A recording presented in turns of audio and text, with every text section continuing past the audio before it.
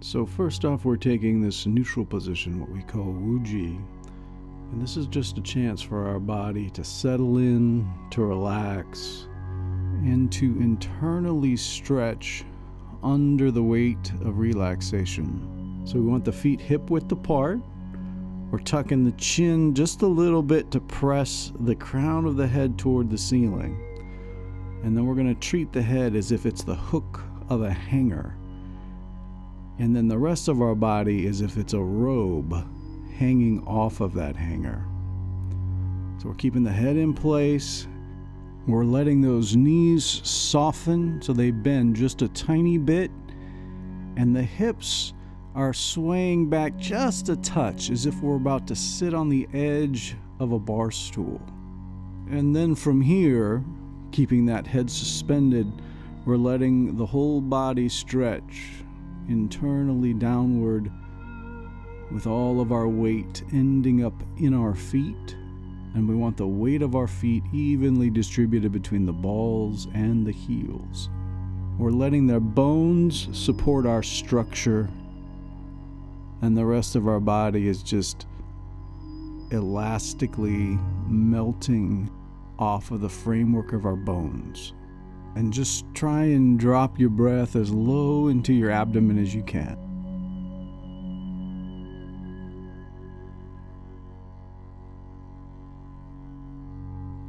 So with our first movement, we're interlacing the fingers, palms up overhead as we raise up gently on the heels, lowering the heels, leaning gently left, gently right, and then letting the weight sink back down, softening the knees.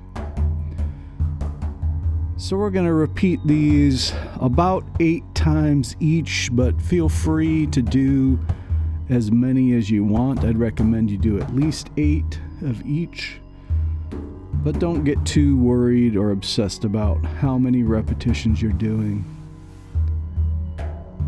And in general, we're keeping the movements very light. We're not overstretching. You'll notice that the elbows aren't straight, the shoulders aren't lifted, the joints stay pretty soft.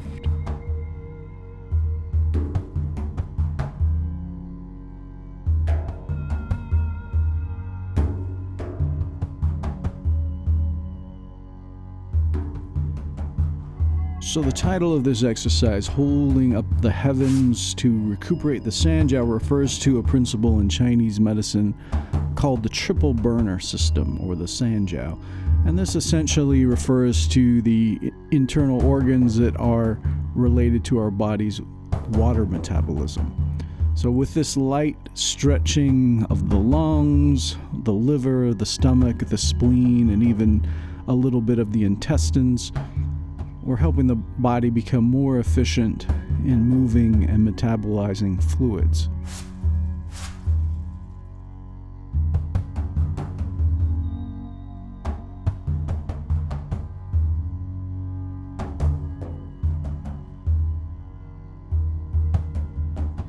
At the end here, we're just settling back down into our Wu Ji position, suspending the head, letting the body internally stretch downward, sinking into the feet.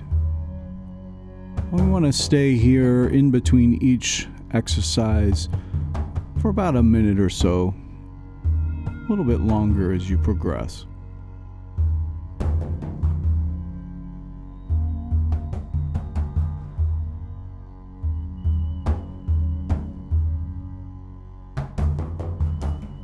So now we're stepping the feet out a little bit wider than the shoulders, bringing the arms crossed, right wrist in front, and then shifting the weight to the right leg, drawing the right elbow back as the left arm extends sideways. With both hands, we're forming an L shape between the index finger and the thumb. And we're trying to create a sense of stretch between that bent elbow and the straight arm, with the hand of that straight arm flexing backward towards your face just a little bit. And as you shift your weight from side to side, let the movement begin with the legs, with the arms following just behind. Therapeutically, the main goal of this exercise is to open up the lungs and stretch through the lung channels of the arms, which are expressed in the hand shape. We also want to begin to feel a little bit of stretch from the center of the chest if possible. It's not forced, we're not tightening up, we're just creating an elongating, stretching motion. With all this extension, there's often a tendency for the shoulders to creep up around the ears, and we're going to do our best to avoid that. Keep those shoulders soft and as sunk as possible.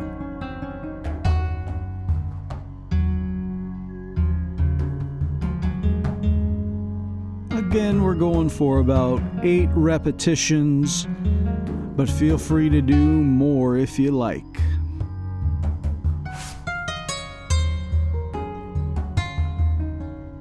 Stepping back and settling into our Wu Ji position.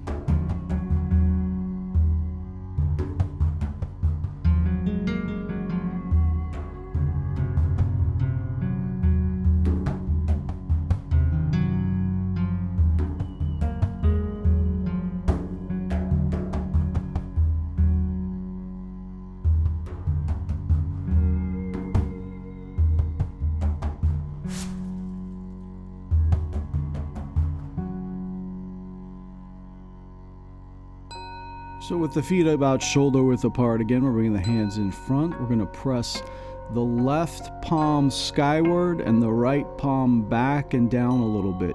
Again, we're not ever straightening or locking the elbows. We also don't want to raise the shoulders up around the ears.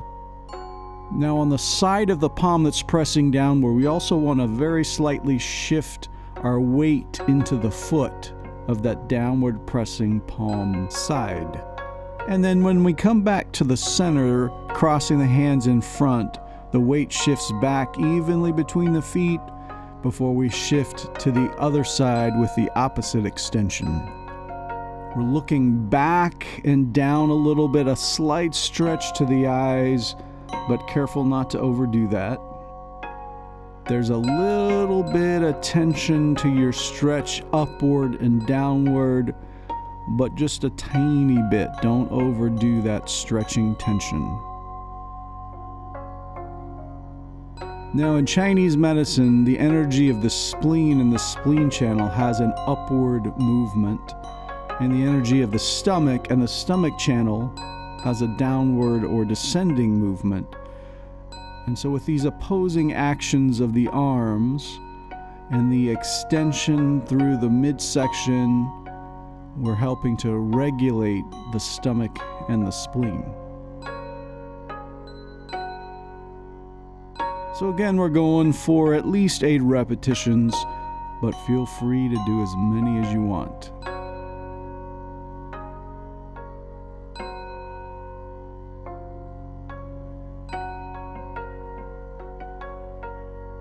Settling back into our Wu Ji stance, suspending the head, keeping the bones lifted and the flesh melting off those bones. Relaxing into the feet, relaxing without collapsing.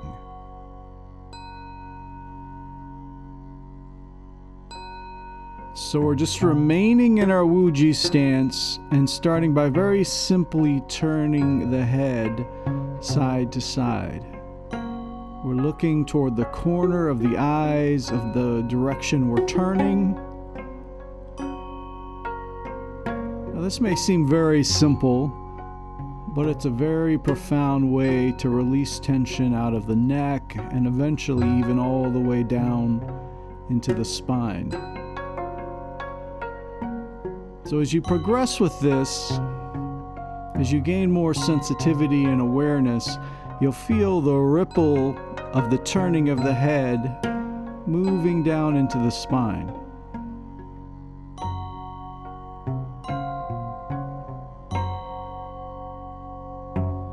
So we're going to do this head turning again about 8 times each direction. We're going to do it in 3 different postures. This one being number 1.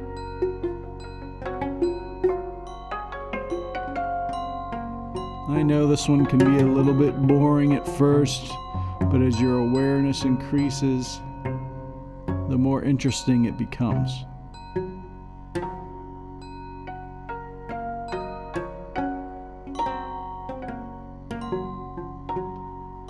So now we're placing the hands at the low back, elbows pulling in toward each other just a little bit, don't force it. And again, 8 times, turning the head side to side. And as in previous exercises, watch out for those shoulders creeping up around your ears. You're going to feel a little bit of opening up under your rib cage. So with this version of turning the head, we're also starting to affect what we call the middle jiao, or the digestive region of the body. You're still trying to feel your weight sinking into the ground while you're turning the head. Now, as far as syncing up the breath and the movement, don't worry too much about it. If you can do it, great. So like with this movement, you'd be turning the head on the exhale, bringing it back to the center on the inhale, but that's only if you can do it comfortably. If it's a strain, it's not worth it. It's more important to just keep the breath relaxed and natural.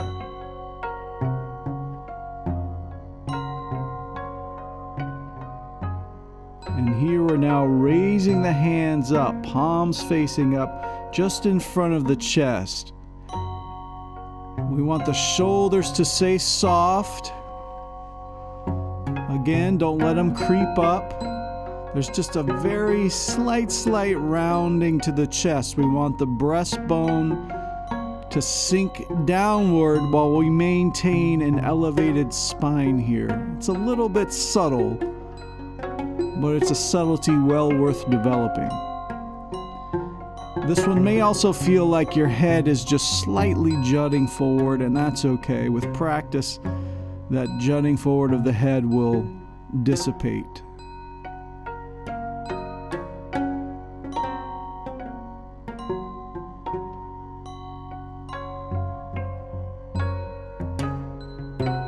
Again, 8 rotations or more of the head. Seeing if you can feel the movement down into the spine. So this version of the posture is affecting more circulation in the upper jiao, so the chest, the heart, and the lung regions.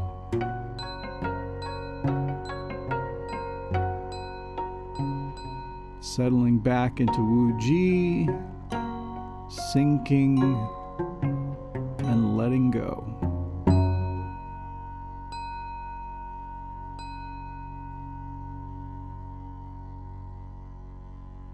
So now we're stepping those feet a little bit wider than shoulder width apart, hands on the hips, and we're going to start to rotate through the trunk, dropping down between the knees as best you can. You may not be able to lean as far forward as you see here in the video. You may be able to lean a little further forward. Either way is fine, even if you're just slightly tilting the trunk forward, that's okay. Now as we're rotating here, we want to be a little bit conscious of the weight distribution as the feet. So as we go down to the right side here, we're putting a little extra weight in that right leg. As we come up the left side, a little extra weight in the left leg to support the lifting trunk. It's not a huge dramatic weight shift, just a tiny bit. It's really more awareness than an actual weight shift.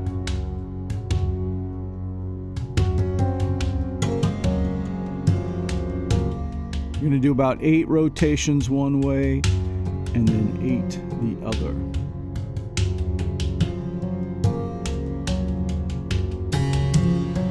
So in Chinese medicine, anytime there's stagnation of qi, there is often a buildup of heat.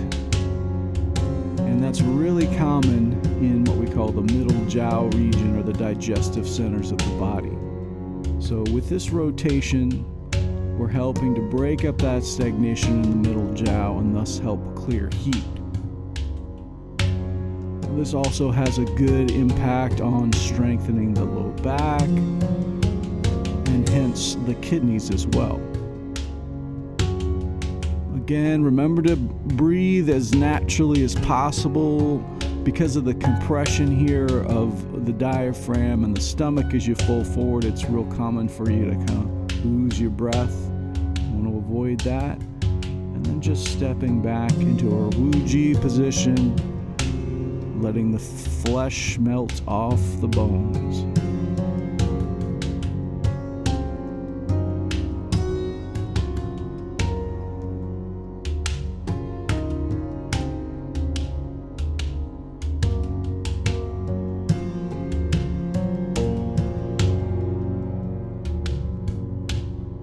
So we're putting the hands on the low back here, pushing the hips a tiny bit forward, so into a mild back bend, and then folding forward as you brush the hands down the outside of the legs, bend the knees as you roll up a little bit, brush the hands up the insides of the legs, and then we're repeating. So back to that back bend, down the outside of the legs, up the insides of the legs, around the waist to the low back, and repeat. Now, do not be concerned if you cannot reach your feet. Just go down as far as you can comfortably, never force it, and do your best to keep a nice, smooth, relaxed rhythm to your movement. And by folding forward here in a relaxed manner, we're helping to access, to open up what in Chinese medicine is called the Ming Men Gate, which is a space in the lower back that feeds the qi of the kidneys. As we brush the hands down the legs, we're stimulating the yang channels. As we come up the insides of the legs, we're stimulating the yin channels. So we're helping that circulation of yin and yang energy through the lower part of the body here as well. About 8 repetitions at least, but as many as you like.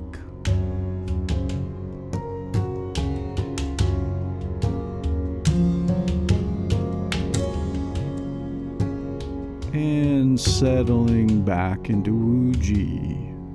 Bones lifted, flesh sinking.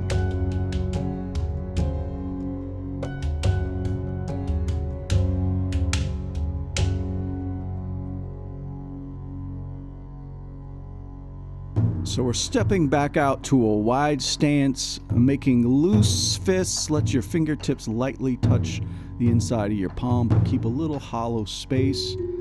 One hand is extended forward, straight in front of your face. The other is back by your ribcage, palm facing up. We're just going to alternate hands, one extending forward so the palm goes down of the extended arm, the palm comes up of the arm that's being drawn back by the rib cage. Probably the trickiest part of this movement is you want to try and initiate the extension of that forward arm from the hip crease. So it's like you're slightly turning in the inner edge of your hip, and then that's extending upward and propelling that arm forward. Another factor here is we want to focus forward with our eyes with a bit of an intent gaze, with a bit of focus. This movement is designed to stimulate the wood element, the wood phase, the creative element of the body. The organs connected directly with this are the liver and the gallbladder. This in itself has an energizing effect, but the element of wood also controls the smooth flow of qi throughout the whole body. So this is not just only helpful for the liver gallbladder aspect of our energetics, but also the smooth circulation of everything in our system. If you feel like accelerating this a little bit, feel free to do that as long as you can stay relaxed while doing so. We're not doing any specific number of repetitions, just go as long as you'd like. Remember to stay relatively relaxed here. We're just slowing it back down a bit if we've sped up.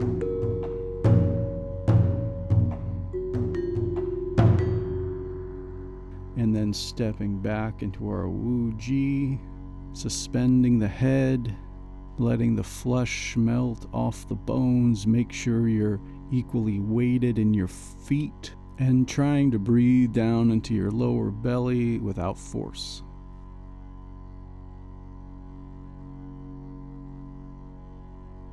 So for our final piece, all we're doing is raising the heels and setting them back down.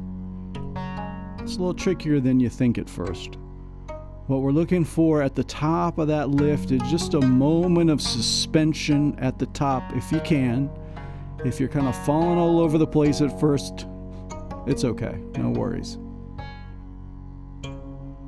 So we'll do about 8 times with the arms by the sides, and then we'll do 8 more in the same positions we used with our neck turning piece.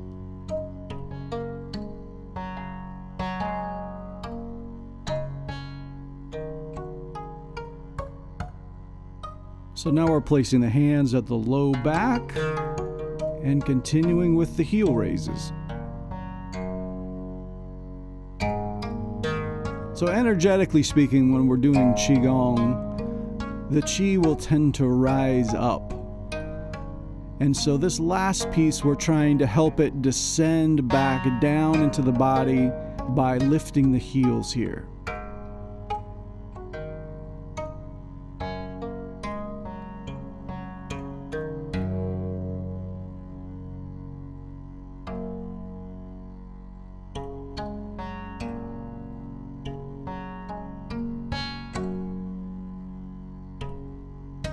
So lastly, we're bringing the hands back up to the chest level.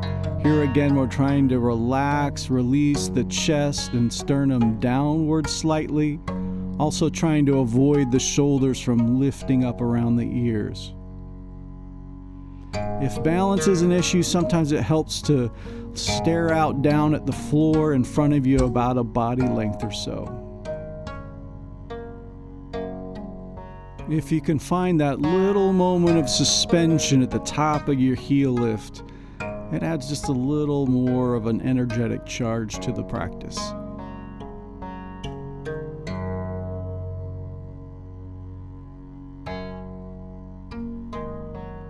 And one more time, releasing into Wu Ji. Just let everything settle, breathing low.